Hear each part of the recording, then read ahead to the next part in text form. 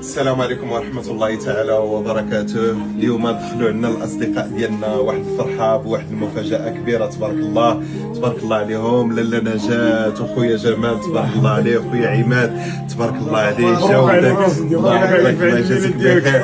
عيد الميلاد ديالي وداروا لي واحد المفاجأة زوينة، وكنشكرهم من هنايا من هذا المنبر هذا، وشكرا لجميع الاصدقاء والمحبين ديالنا اللي كيحبونا وكيتابعونا، وكنهنئكم ومرحبا بكم جميعا. حنا بغينا نقولوا لك امام المتتبعين ديالك كاملين، كنتمنوا لك يكون هذا النهار مبارك مسعود عليك، والمزيد من النجاح والتألق، ودائما الله يخليك لينا والله يحفظك لينا يا ربي.